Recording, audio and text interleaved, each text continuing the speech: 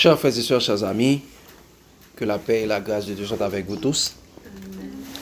En ce matin, chers amis, nous avons un privilège, en ce matin de sabbat, et nous avons un privilège où nous allons méditer ensemble sur la parole de Dieu.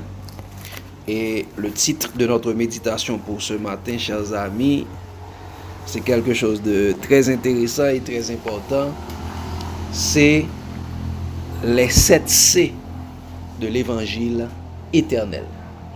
Les 7 C de l'évangile éternel. Les 7 C de l'évangile éternel.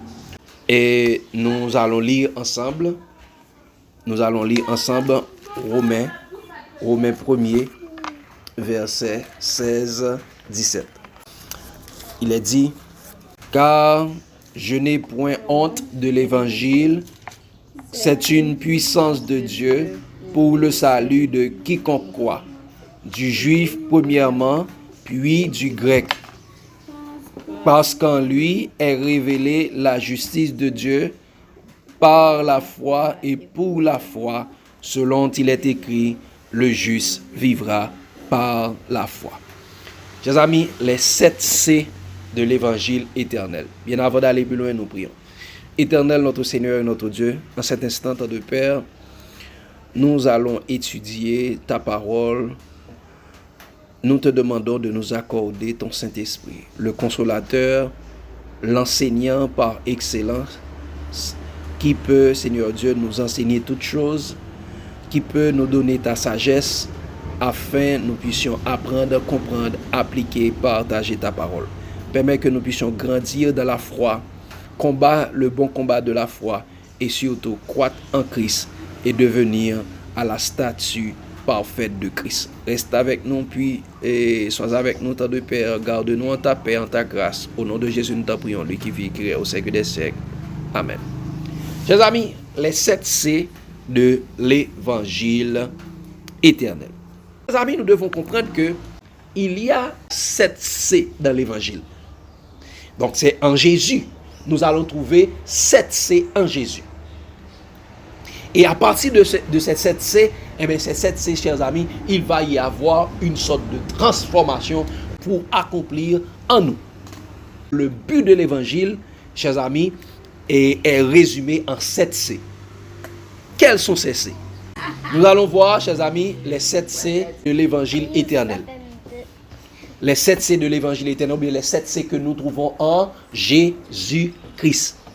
Le premier, chers amis, le premier C de l'évangile, c'est la connaissance. Le premier C de l'évangile, c'est la connaissance. La lumière, la connaissance. Jésus est venu pour nous donner la connaissance sur Dieu. C'est la bonne nouvelle de la connaissance sur Dieu. Regardez ce qu'il a dit, frère Maxime. Dans Jean 1er, verset 1er, 14 et 18. Il a dit, au commencement était la parole était avec Dieu, et la parole était Dieu. Verset 14, dit ça, et la parole s'est faite chair, et elle a habité parmi nous, pleine de grâce et de vérité. Et nous avons contemplé sa gloire comme la gloire du Fils unique venu du Père. Nous avons contemplé sa gloire comme la gloire du Fils unique venu quoi? Du Père. Donc nous avons contemplé la gloire de la parole.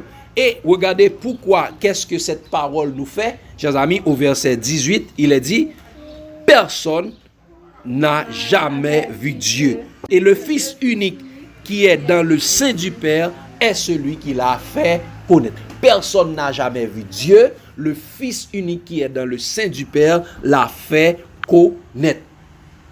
Premier, ça l'évangile là-bas, nous la connaissance de Dieu. Ok? Premier, ça l'évangile là-bas, le premier C, c'est la connaissance de Dieu.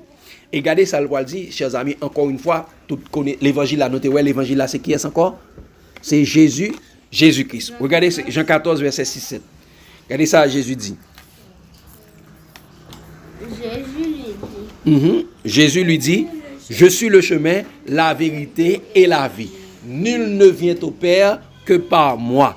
Donc, nous disons l'évangile, c'est la puissance de Dieu pour le salut de quiconque croit. Et ils disent ça, si vous me connaissez, en tant que l'évangile, si vous me connaissez, vous connaîtriez aussi mon Père. Et dès maintenant, vous le connaissez et vous l'avez vu. Si vous connaissez aussi papa. Si vous me connaissez, vous connaîtriez aussi mon Père. Donc l'évangile, c'est Jésus-Christ. En connaissant Jésus-Christ, nous allons connaître Dieu. Donc, premier bagage, l'évangile là-bas nous. Premier bagage, l'évangile là-bas nous, la connaissance. Ok? C'est le premier C de l'évangile. Mais là, nous faisons jouer une connaissance. Qui rôle nous? Qui ça nous doit gagner par rapport avec cette connaissance? Le deuxième C de l'évangile, chers amis, c'est la croyance. Et au bord de l'évangile là, est-ce qu'on croit là-dedans?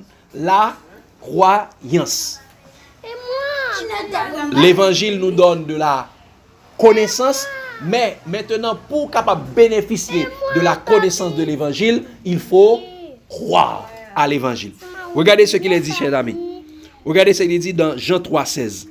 Car Dieu a tant aimé le monde, il nous a donné l'évangile, afin que quiconque croit en l'évangile ne périsse point, mais qu'il ait la vie éternelle. Donc la vie éternelle va devenir, nous allons avoir la vie éternelle lorsque nous croyons en l'évangile. L'évangile nous donne la connaissance de Dieu. Mais pour pouvoir bénéficier de cette connaissance, nous devons croire. Regardez, dans Marc 16, verset 15-16. Marc 16, verset 15-16.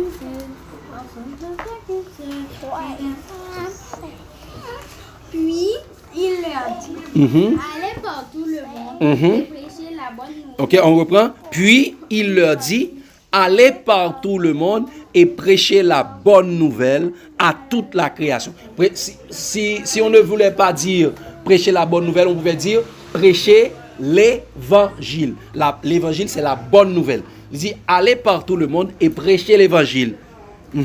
Celui qui croira et qui sera baptisé sera sauvé. Donc, et celui qui ne croira pas sera condamné. Mais c'est ça, le débat nous Ok. Donc, le deuxième C de l'évangile, c'est la croyance. Donc, l'évangile vous donne la connaissance sur Dieu. Eh bien, et quelle devrait être notre attitude? C'est avoir la croyance pour bénéficier du salut de l'évangile, parce que l'évangile c'est la puissance de Dieu pour le salut de quiconque croit. Nous devons croire. Et c'est pourquoi il est dit, car Dieu a tant aimé le monde, il a donné son Fils unique afin que quiconque croit en lui ne périsse point. Celui qui croira et qui sera baptisé sera sauvé. Donc c'est le deuxième C de l'évangile. Nous sommes là? Maintenant le troisième C. Lorsque nous croyons en l'évangile, qu'est-ce que nous devons faire? Croître. Après d'avoir de croire, il faut Lorsque nous croyons, il va y avoir une autre chose. Nous devons faire un acte. Quel acte?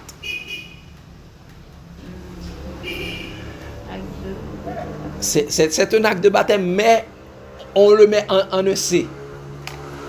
Ces deux marchent ensemble. On le met en un C. Hein?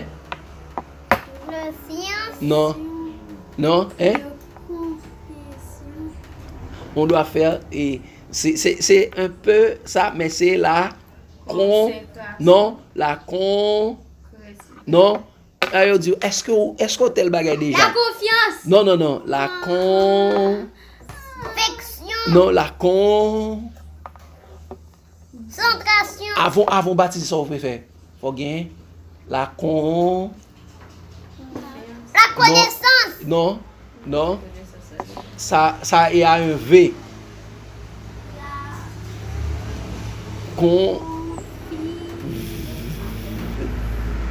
Fiction. Non, la conversion.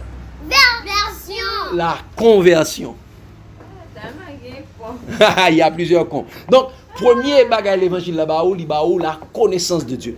Et bien, qu'on y a, ou même pour capable bénéficier de l'évangile là, on doit croire. Et là, croire dans l'évangile là, mais on peut convertir. et la conversion pour mener ça où il est le baptême. Regardez ça le dit, frère Maxime. Matthieu 18, verset 1 à 3. Lorsque nous croyons dans l'évangile, eh bien, nous devons être convertis et laisser état que nous te gagnons, qui connaissance que nous te gagnons sur mon Dieu, nous devons quitter le côté et puis qu'on y a marcher avec bonne connaissance là. Hein? Matthieu 18 verset 1 à 3. Nous devons quitter toute présomption que nous te gagnons. Tout ça où te dit nous sur mon Dieu, eh bien, nous devons quitter qu'on y a, nous devons tendre exactement ça Jésus dit sur mon Dieu. Nous croyons là-dedans, nous pouvons quitter toute barrière, c'est ça où les conversions. Nous faisons vol de face. Regardez ce qu'il a dit. En ce moment, les disciples s'approchèrent de Jésus et dirent: qui donc est le plus grand dans le royaume des cieux? Jésus, ayant appelé un petit enfant, le plaça au milieu d'eux et dit: je vous le dis en vérité, si vous ne vous convertissez et si vous ne devenez pas comme les petits-enfants, vous n'entrerez pas dans le royaume des cieux. Quoi? Si vous ne vous convertissez et ne devenez comme un petit enfant. Donc, comme vous venez tant qu'un petit enfant pour capable enseigner. Donc, pour capable entrer dans le royaume des cieux, pour avoir le salut, vous devez être converti.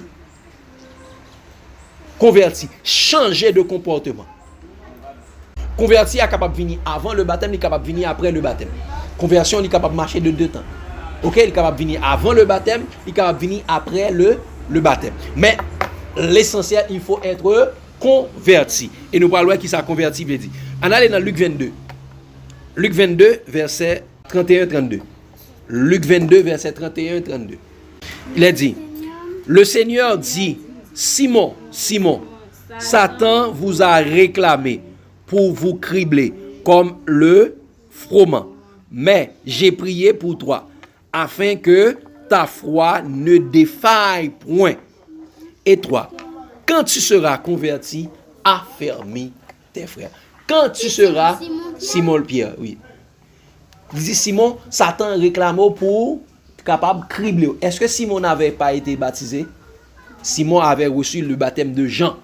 Mais Jésus dit ça, Simon, Satan réclame pour capable cribler. Mais il dit, moi prier pour afin que ta foi, ta confiance ne défaille point.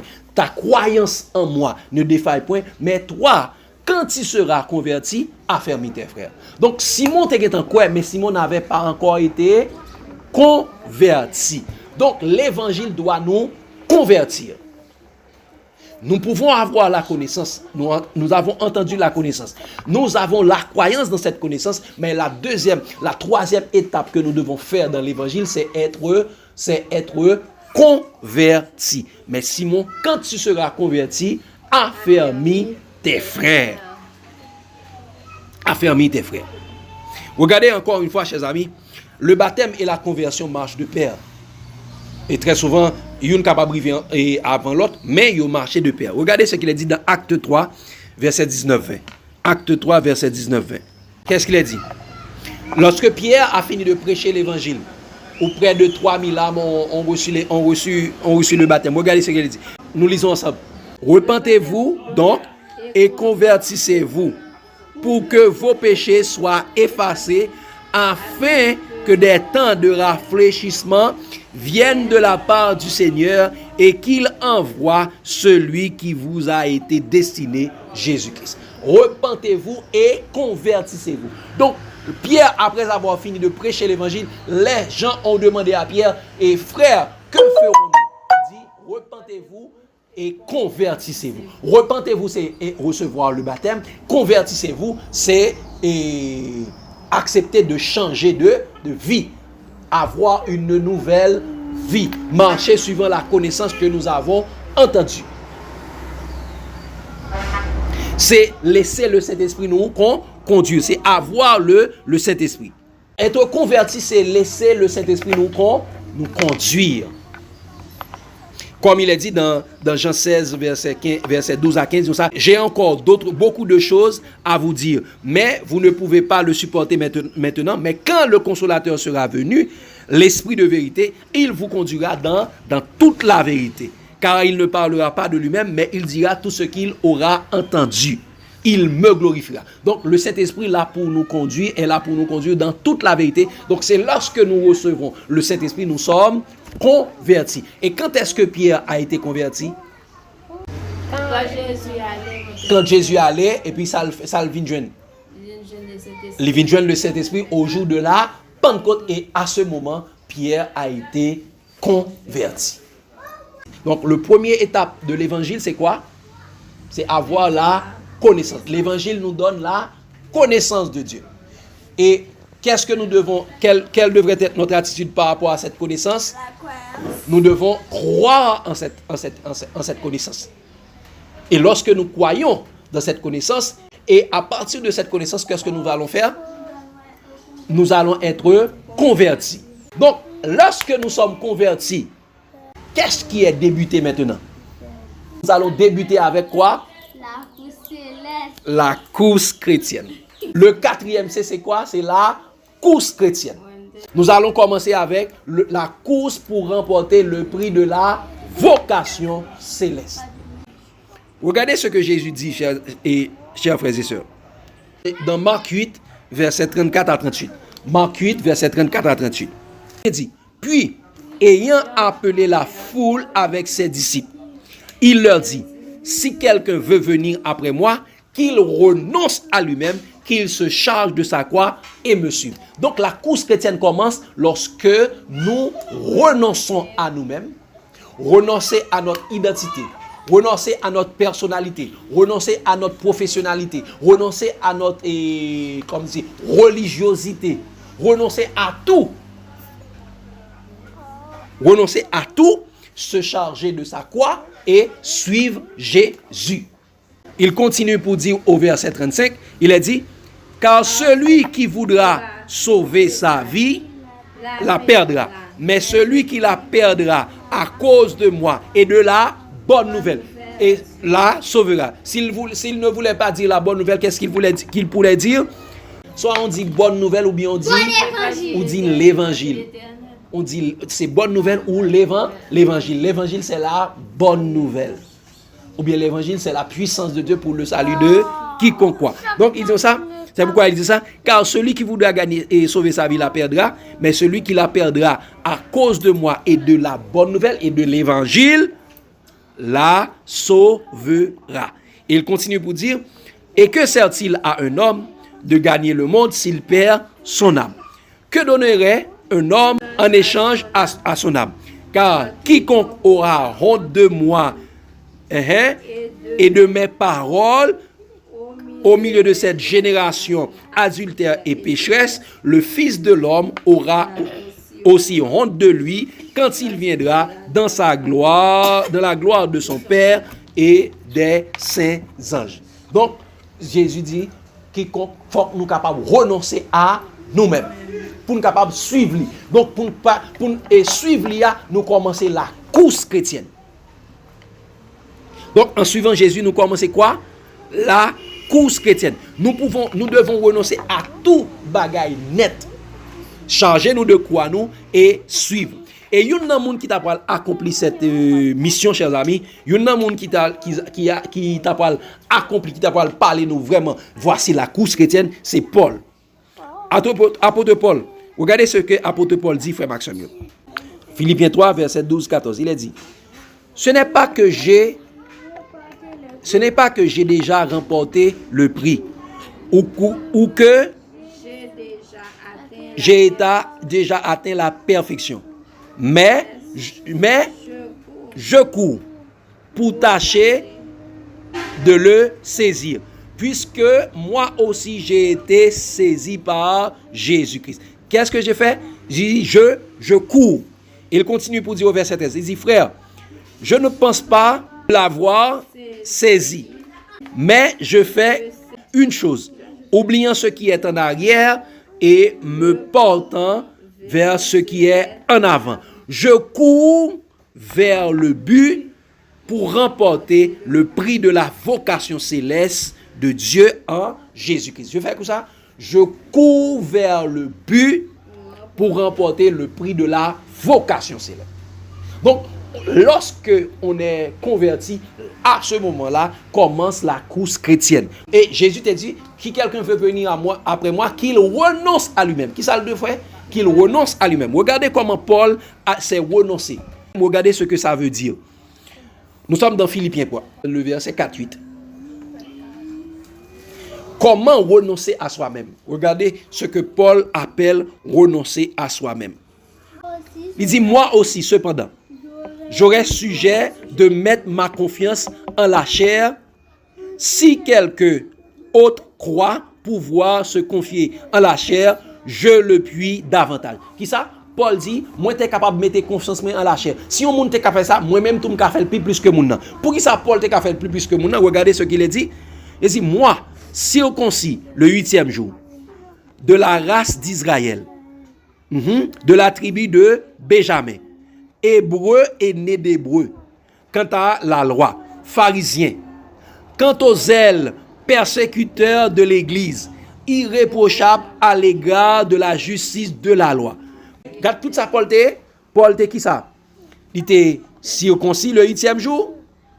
Non, c'est comme si il a dit, il était la race d'Israël, il était la tribu de Benjamin, il était hébreu et né d'hébreu, c'est-à-dire il connaît la langue hébreu, il était irréprochable quant à la loi, il était pharisien, c'est-à-dire c'est un docteur de la loi. Qui ça encore te gagne? Il était irréprochable à l'égard de la justice qui vient de la loi. Et Paul, t'es qui ça? Irréprochable. Et il dit comme ça? Il dit, Paul, t'es juif. Paul, t'es de la religion. Il était pharisien de la religion juive. Il était de la secte des juifs. Il était dans le judaïsme là. Paul, t'es une religion ça. Et regarde ça, Paul dit. Comment il s'est renoncé à lui-même. Regardez ce qu'il a dit. Mais ces choses qui étaient pour moi, verset 7, ces choses qui étaient pour moi des gains, je les ai regardées comme une perte à cause de Christ. C'est ça? Ces choses qui étaient pour moi comme des gains, je les ai regardées comme une perte. Parce que bagaille ça yo a conduit Paul à la perdition. Être hébreu, être adventiste, être pentecôtiste, être catholique, toute bagaille ça yo doit regarder comme de la boue, comme ou doit regarder comme une perte à cause de l'excellence, quoi? À cause de l'excellence. À cause de l'excellence de quoi? Regardez, l'in verset à nous pour le ouais. À cause de l'excellence, quoi? Toujours dans verset 7 là. L'excellence de Dieu. À cause de Christ, oui. Nous, ouais. Ok, à cause de Christ, exactement, à cause de Christ. Mais on y a un allé dans verset 8 là, regardez ça le dit. Et même je regarde toutes choses comme une perte à cause de l'excellence de la connaissance de Jésus-Christ, mon Seigneur, pour lequel j'ai renoncé à tout et je les regarde comme de la boue afin de gagner Christ. Paul a renoncé à tout parce que tout le sert, tout et allait le conduire à la perte, mais il a renoncé à tout afin de gagner quoi? L'excellence de la connaissance de Jésus-Christ. Parce que avoir la connaissance de Jésus-Christ, qu'est-ce qu'on va avoir encore?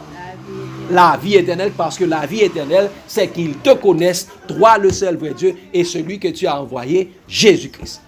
Paul a dit, il a renoncé à ça, à son pharisianisme. Il était pharisien, il était docteur de la loi, il était docteur en théologie. Paul a renoncé à la théologie pour suivre Jésus-Christ. Parce qu'il a vu que la théologie était la fausse science. La théologie était la fausse doctrine sur Dieu. Eh bien, il a dit que la vraie doctrine de Dieu se trouve en Jésus. La vraie connaissance de Dieu se trouve en Jésus. Il a regardé sa religion, sa nationalité et son identité et sa religiosité comme de la boue, comme une perte afin de gagner Christ. Donc c'est ça que nous. Est-ce que nous capables, est-ce que nous renonçons à toute bagaille? Est-ce que nous renonçons à tout isnouyo pour nous gagner Christ? Si nous ne pouvons pas gagner Christ, eh bien, il n'y a pas de vie éternelle parce que le prix de la vocation céleste, il trouve en Christ. La vie éternelle est en Christ. Et ça qu'elle dit avec pharisiens, Jésus te reproché pharisiens, il dit ça, vous sondez les Écritures parce que vous pensez avoir en elles la vie éternelle, mais ce sont elles qui rendent témoignage de moi et vous ne voulez pas venir vers moi pour avoir la vie. Donc la vie éternelle se trouve en Jésus-Christ. La course chrétienne, c'est gagner l'excellence de la connaissance de Christ qui est le prix de la vocation céleste en Dieu. Colossiens 2, verset 10. Regardez ce qu'il a dit. Qu'aucun homme, sous une apparence d'humilité et par un culte des anges, ne vous ravisse à son gré le prix de la course. Ok? Pas quitter aucun monde ravi nous fait nous perdre le prix de la course. Et le prix de la course, c'est le prix de la vocation céleste de Dieu en Jésus-Christ. Donc ça, tandis qu'il s'abandonne à des visions, à ses visions, et qu'il est enflé d'un vain orgueil par ses pensées charnelles. Pas quitter personne monde ravi nous le prix de la course. Le prix de la course, parce que dès que vous convertis, vous commencez la course chrétienne. Esakiel t'a dit dans 2 Timothée 4 verset 7, dans 2 Timothée 4 verset 7, il parle dire ça, j'ai combattu le bon combat, j'ai achevé la course, j'ai gardé la foi, j'ai achevé la course. Et il va dire désormais la couronne de vie m'en est réservée. Tu dois garder la course. Donc après qu'on a fini d'être converti, on doit faire quoi? On doit renoncer à tout ce qu'on connaissait avant et tâcher de courir après Christ afin de gagner l'excellence de la connaissance de Jésus-Christ. Et nous devons savoir, lorsque nous commençons la course, eh bien, chers amis, nous sommes en train de renoncer à tout. Renoncer avec... Lorsque Paul t'a renoncé avec pharisianisme, c'est ça qui est arrivé, Paul? Ils ont commencé à rejeter. Lorsque on commence la course chrétienne, eh bien, les hommes pourront rejeter.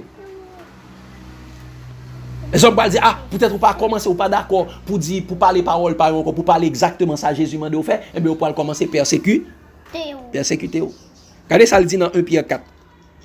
1 Pierre 4, verset 1 à 4. Il dit, ainsi donc, Christ ayant souffert dans la chair, vous aussi armez-vous de la même pensée. Car celui qui a souffert dans sa chair en a fini avec le péché.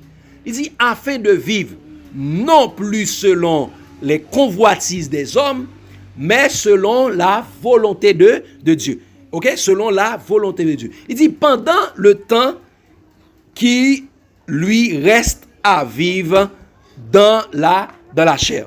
Nous continuons au verset 3, disons ça.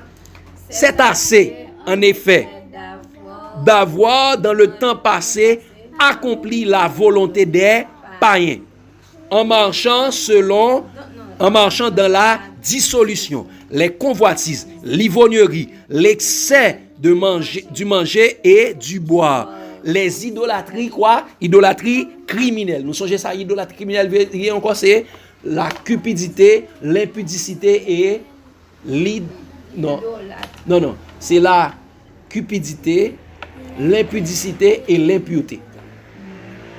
Et ça relève l'idolâtrie criminelle. Ils disent ça, regardez ça, ils disent ça. Aussi trouve-t-il, donc qu'une fois qu'on commence la course chrétienne, on renonce à toute bagaille, regardez ça, vous pouvez le faire. Et ça, aussi trouve-t-il étrange que vous ne vous précipitiez pas avec eux dans les mêmes débordements de débauche, ils vous calomnient. Donc dès que vous commencez la course chrétienne, ou pas suivre encore, quand on commence à suivre exactement sa parole, Jésus a dit, ou pas suivre et doctrine démoniaque encore, doctrine pernicieuse encore, secte pernicieuse, et bien vous commencez à faire qui ça? Vous pouvez commencer calomnier, vous pouvez commencer bon, non.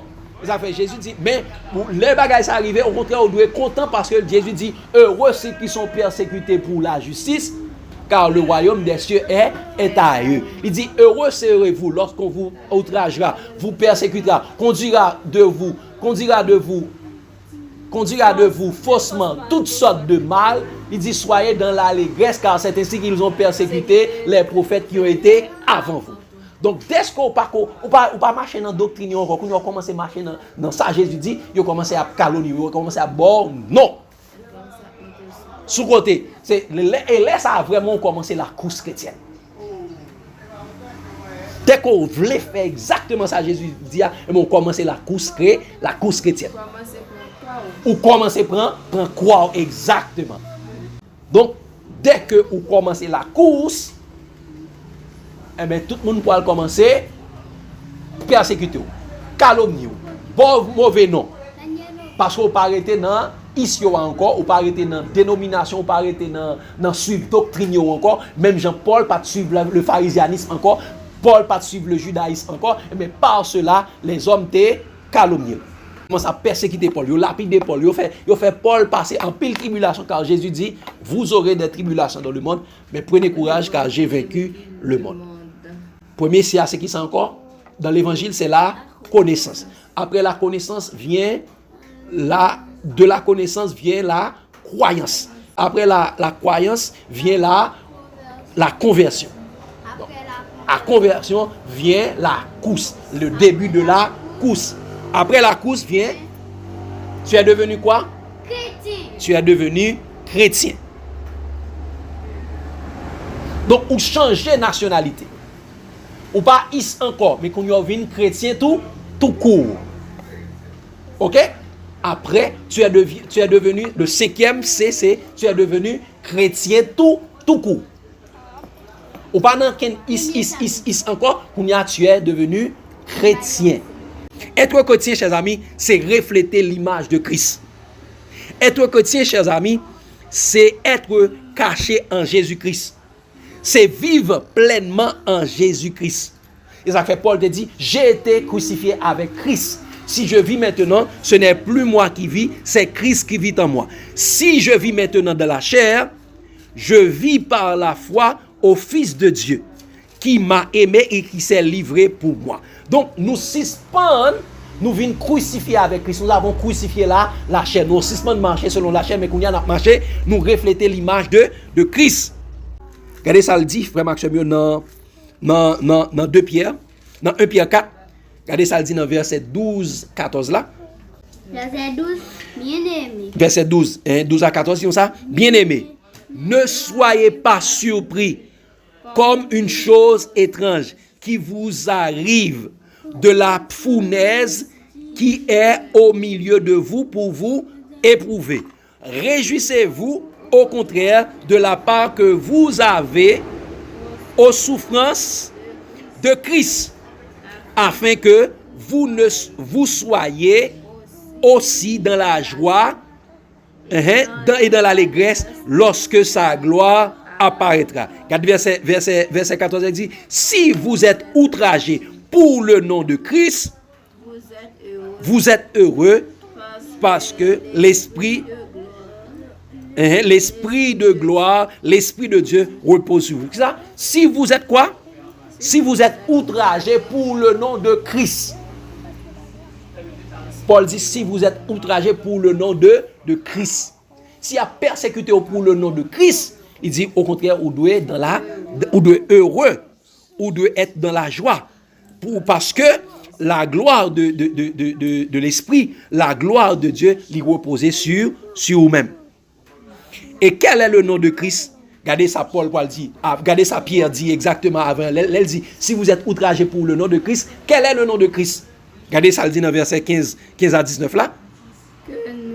Que nul de vous, en effet, ne souffre comme meurtrier, ou voleur, ou malfaiteur, ou comme s'ingérant dans les affaires d'autrui. Mais si quelqu'un souffre comme quoi? Si quelqu'un souffre comme chrétien, qu'il n'en ait point honte, et que plutôt il glorifie Dieu à cause de son nom. Qui ça? Si quelqu'un souffre comme chrétien, voici le nom de Jésus. Si quelqu'un souffre comme chrétien, le nom de chrétien c'est le nom de Christ. Ça veut dire chrétien, c'est de grec Christianos, qui veut dire disciple de Christ.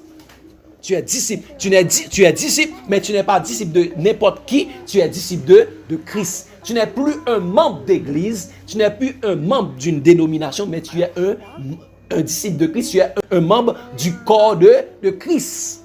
Et pourquoi il a dit, c'est le moment où le jugement doit commencer, et ainsi de suite.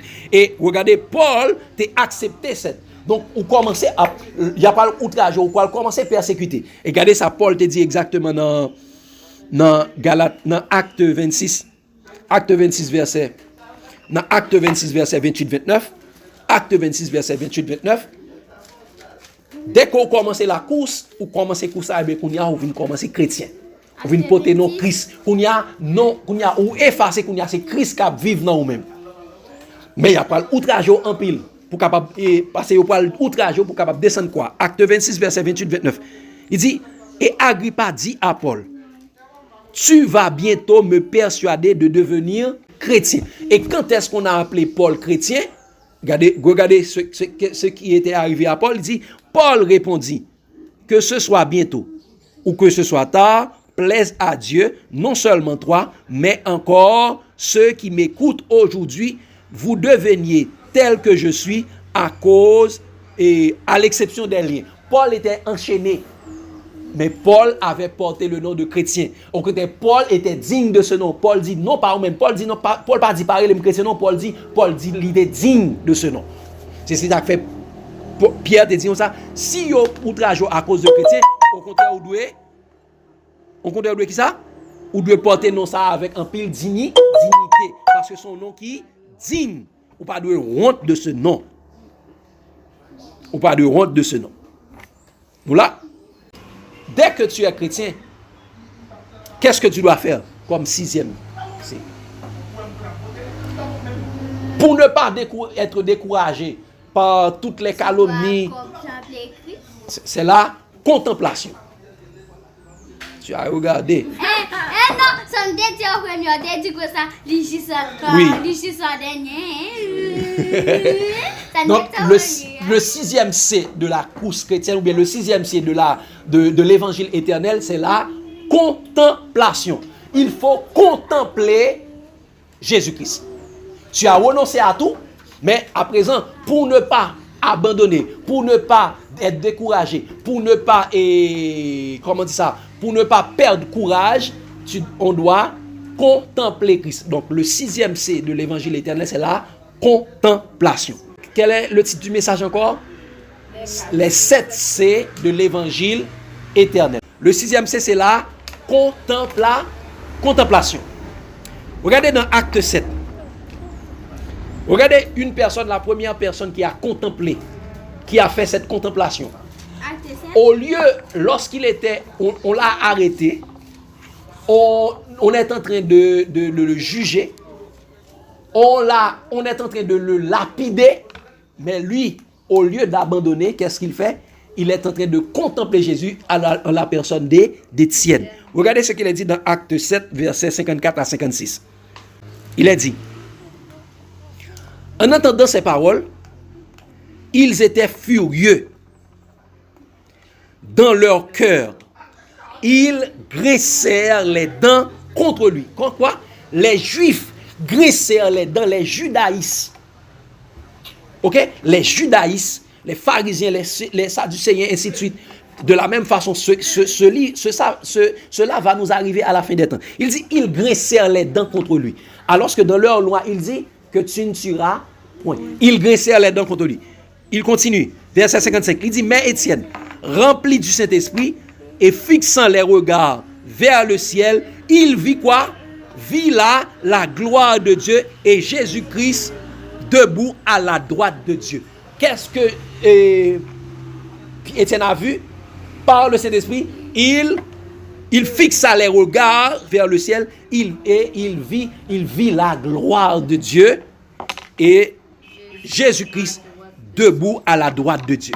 Et il dit, voici, je vois les cieux ouverts et le Fils de Dieu debout à la droite de Dieu. Étienne a contemplé la gloire de Dieu. Et c'est pour ça qu'on l'a lapidé. Donc, le sixième C de l'évangile, c'est de contempler Jésus. C'est de contempler la gloire de Dieu. C'est de contempler l'évangile.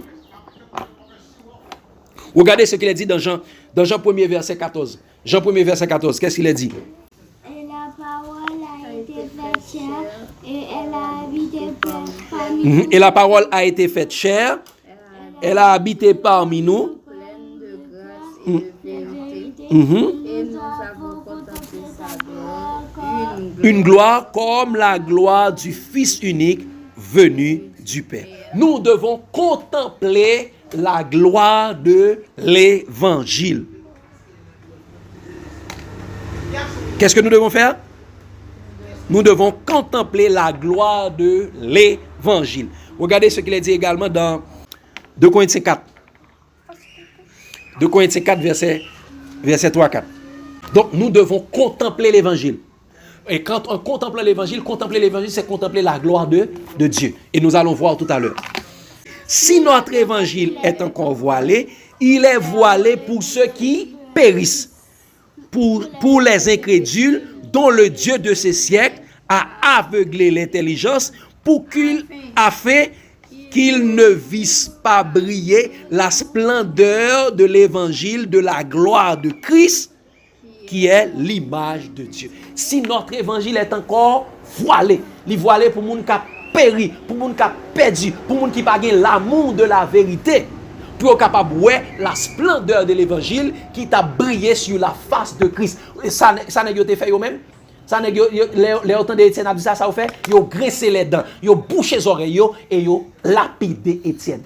Donc ça c'est quoi ça? Ça c'est le 6e C. La contemplation, on va contempler Jésus-Christ, on va contempler la gloire de l'évangile sur la face de Christ. On va contempler la splendeur de l'évangile, de la gloire de Jésus-Christ, qui est l'image de Dieu. Et le 7e et le dernier C, c'est quoi? On va contempler Jésus, qui ça peut arriver? Le 7e C. Le 7e C de l'évangile. On connaît déjà la connaissance. Par la consommation. C'est le changement. C'est le changement. Donc, l'on contempler l'évangile là pour changer. Quand on contempler l'évangile là, ça va faire, il va changer, il va transformer. Regardez ça, le dit frère Maxime dans 1 Corinthiens 15. 1 Corinthiens 15, versets 51 à 53. Voici, je vous dis un mystère. Nous ne mourrons pas tous, mais tous seront changés. Qui ça? Nous ne mourrons pas tous, mais tous seront changés. Donc là, on va contempler l'évangile là pour changer. Et nous parlerons ça tout à l'heure, transformer. Il disait, mais nous ne mourrons pas tous, mais tous nous serons changés. Il y a des gens qui vont mourir, même si là qui pas mourir, ou bien, mais il y a un groupe de gens qui vont ressusciter, nous tous avons changé. Nous tous pas mourir, mais nous tous avons changé. Regardez, il continue pour dire, en un instant, en un clin d'œil, à la dernière trompette, la trompette sonnera, les morts ressusciteront incorruptibles et nous serons changés. Ok? Mais nous serons changés. Car il faut que ce corps corruptible revêt l'incorruptibilité et que ce corps mortel revêt l'immortalité. Nous tous, nous serons changés. Et là, nous changer, chers amis, là, nous pourrons changer ça, et bien, frère Maxime, c'est là, ça, là, nous pourrons arriver dans le niveau ça, blanc, mort, pas bien pouvoir sur nous encore. Nous serons changés incorruptibles. Nous serons changés incorruptibles. Ça veut dire, le corps mortel aura revêtu de l'immortalité et le corps corruptible a bien pour revêtir de l'incorruptibilité. Quand nous ne sommes pas corrompus encore, nous ne sommes pas gâtés encore, nous ne sommes pas malades encore, mais nous sommes venus immortels. Nous ne sommes pas vieillis encore. Regardez ça le dit dans verset 56 à 58 là. Disons ça. L'aiguillon de la mort, c'est le péché. Et la puissance du péché, c'est la loi. Mais grâce soit rendue à Dieu qui nous donne la victoire par notre Seigneur Jésus-Christ. Si nous ne veut dire par notre Seigneur Jésus-Christ, on devrait dire par l'évangile. Ça, ainsi, mes frères bien-aimés, soyez fermes et inébranlables, travaillant de mieux en mieux à l'œuvre du Seigneur, sachant que votre travail ne sera pas vain. Votre travail ne sera pas vain. Donc, le travail ne sera pas vain. Nous devons rester inébranlables pour nous capables de rester jusqu'à ce que nous transformer jusqu'à ce que nous changer. Ok? Parce que bon Dieu prédestine nous pour nous être à l'image de Christ, pour le changer nous, pour le faire une vie semblée avec Jésus. Jésus-Christ pour le bas nous la gloire. Exact. Et pour le bas nous la gloire. Regardez ça le dit, frère Maxime, dans Romains 8. Et Romains 8, nous connaissons ça, il dit ça dans Romains 8, verset, il dit, et nous savons du reste, toutes choses concourent au bien de ceux qui aiment Dieu et ceux qui sont appelés selon son dessein. Car ceux qu'il a connus d'avance, il les a aussi prédestinés pour être à l'image de son Fils. Et là, nous venons à l'image de son Fils, il dit, nous transformer, nous venons changer, nous venons même avec Jésus. Et bien, regardez ça, le dit dans 2 Corinthiens 3, verset 18. 2 Corinthiens 3, verset 18. 2 Corinthiens 3, verset 18, c'est le dernier C. Nous devons comprendre, c'est le dernier C, c'est le changement. Et c'est parce que, et ça fait, c'est la suite. Le dernier C, c'est la suite de la contemplation. Regardez ça, le dit. Ensemble. Il dit, nous tous qui, le visage découvert, contemplant comme dans un miroir la gloire du Seigneur, et nous sommes transformés à la même image de gloire en gloire, comme par le Seigneur l'Esprit. Nous sommes changés, nous sommes transformés de gloire en la même image comme le Seigneur l'Esprit.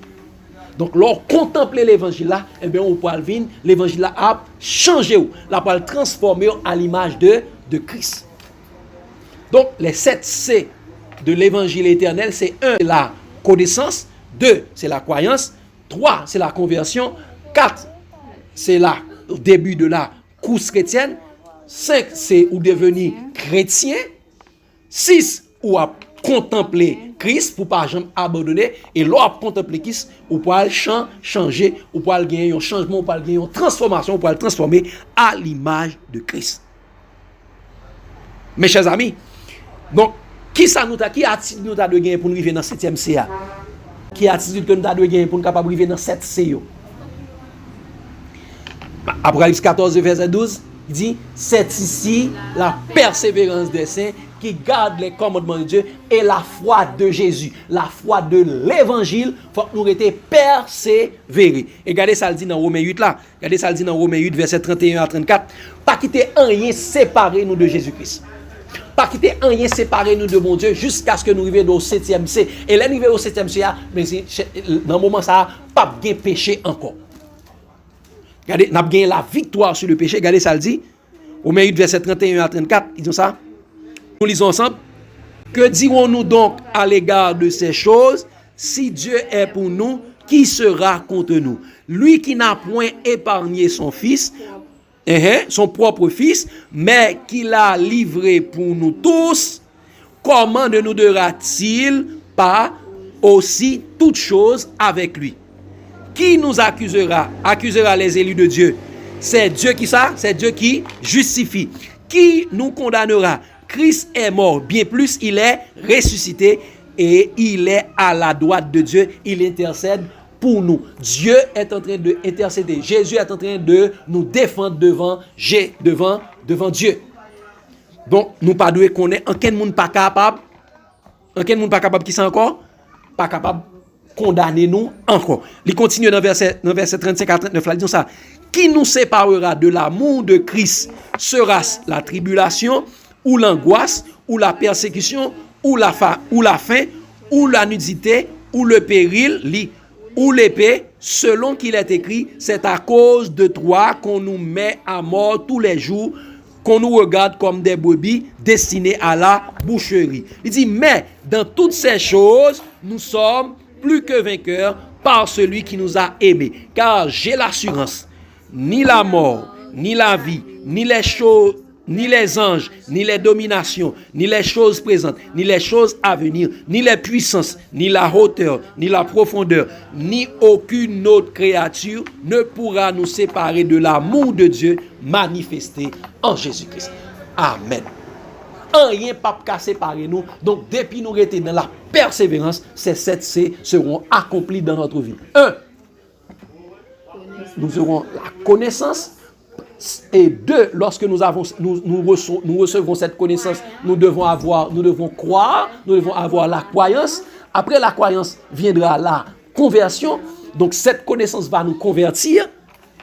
Après la conversion, nous débutons avec la course pour gagner l'excellence de la connaissance de Christ, le prix de la vocation de Dieu.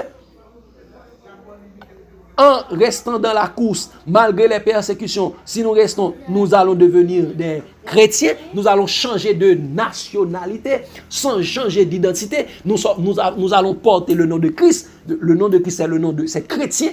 Tu es un disciple de Christ, tu es un fils de Christ. Ok? Et sixièmement, malgré la persécution, on doit faire quoi? On doit contempler Jésus-Christ pour ne jamais abandonner, malgré et leur contempler Jésus, et bon, pas sentir douleur. Et quand tu vas contempler Jésus, qui ça peut arriver? Tu vas être changé, tu vas être transformé à l'image de Christ. Donc, qui ça nous doit faire comme attitude à présent? C'est avoir la persévérance. C'est ici la persévérance des saints qui gardent les commandements de Dieu et la foi de Jésus, pas quitter un rien sous la terre, séparez-nous de l'amour de Dieu manifesté en Jésus-Christ. Que Dieu vous bénisse abondamment, chers amis, l'amour de Christ nous presse.